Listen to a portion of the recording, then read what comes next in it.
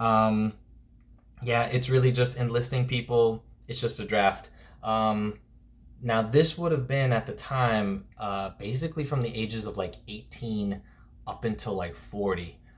But really, there were so many people who went to enlist in the war. And I know a lot of you guys would think, like, why? Right? Why would you want to go fight in war? Remember, this war was being called the Great War. And I know it's a little bit twisted to think about, but there were actually a lot of people who were really excited to go and fight in this war. Um, they had never seen death on a large scale like this before. This was an opportunity for you to leave your country, go fight and defend your country in your country's honor. Hopefully, you would return this like hero, and they would welcome you back, and it would be this big, beautiful thing for you and a badge of honor for you to wear for the rest of your life. So you actually had a lot of 15, 16, and 17-year-old kids and kids, guys, right? These are not trained fighters who've been working all their life to go and fight in a war, right? These kids, these teenagers, people your age, they signed up and then they had to train to be a soldier, right? These kids would have been farmers working in shoe stores. Maybe they didn't even have a job at the time, but these people were just ordinary people, but they thought it would be exciting. So a lot of people were very, very happy to volunteer for war. Okay, conscription. Um, Next one, propaganda. Propaganda is a big one. This is an election year, so we're going to be seeing a lot more propaganda as far as political propaganda. Propaganda in this form, though, it really was just meant to encourage people to fight. Again, there were a lot of people already excited, but to further persuade or influence people to fight, there were posters that were made, there were magazine ads that were made.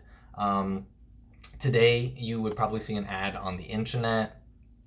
There might be a billboard today, but really, propaganda was made to influence you, to really excite you and motivate you to go and fight for your country. And we're gonna look further into propaganda, but I'll show you some examples. All right, and the last one, total war. Did you guys know that there's actually rules to fighting in a war? Right? There are things that you can and you cannot do.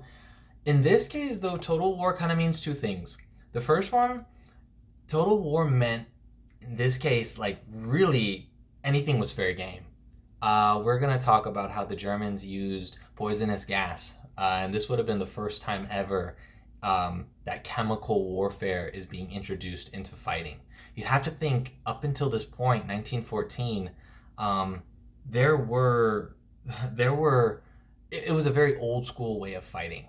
Um, Very old school weapons. They've been using the same tools, basically bow and arrows, swords, guns. Yes, towards that later, the mid 1800s and on. But really, it was the same form of fighting for thousands of years. All right. Total war, though, meant that anything went. Poisonous gas, whether it was German submarines, U-boats that would that would sneak across the ocean and bomb a ship or something like that. They had zeppelins. Um, they had all types of weaponry, and it really meant by just like by any means necessary, right? Winning the war by any means necessary. Also, what that meant, right? So, if you were a fighter, if you were a soldier, win the war by any means necessary. But what it also meant for your country back home, for example, very similar to what's happening now with this COVID-19, the coronavirus outbreak, where some major companies have been working to create masks for people. Um, right? They're stepping up, and instead of making cars, they're making ventilators for hospitals. Um, I know that there are also some fashion lines that are out there. Instead of making clothing right now, they've stepped up and they've made masks for people. This is what happened during World War One as well. Um, you had General Motors and Ford. You had these automobile companies, and during this war, all of the efforts had to be converged for the main goal of winning the war. So instead of these car companies back in 1914, 1915, 1917 making cars, they would make tanks. They would make certain type of vehicles just built for the war. So they would make airplanes.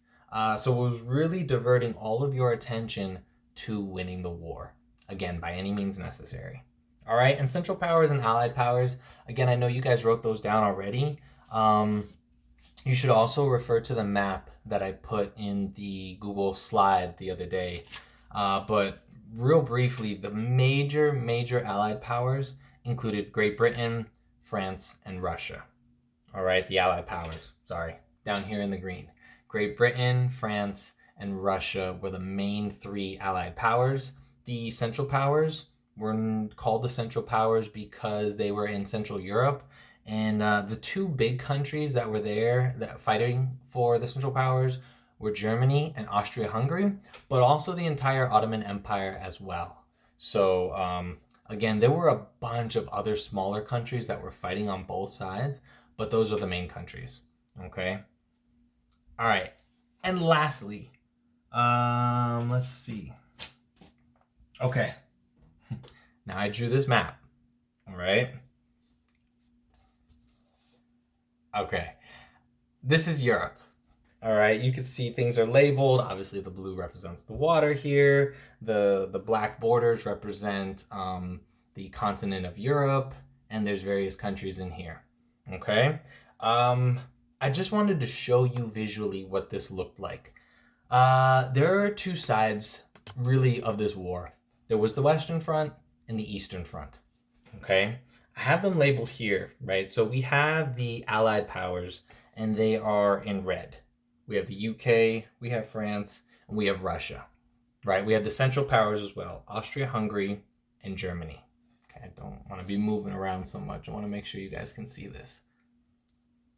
All right, that's fine. But really, again, there's two fronts, and a front just means a side. So we had a side on the east and a side on the west. So you can just look at this. Here's Germany right here. You can see that Germany is at a disadvantage for one key reason. They have to fight against France, and they have to fight against Russia. And they have to defend their borders on the east.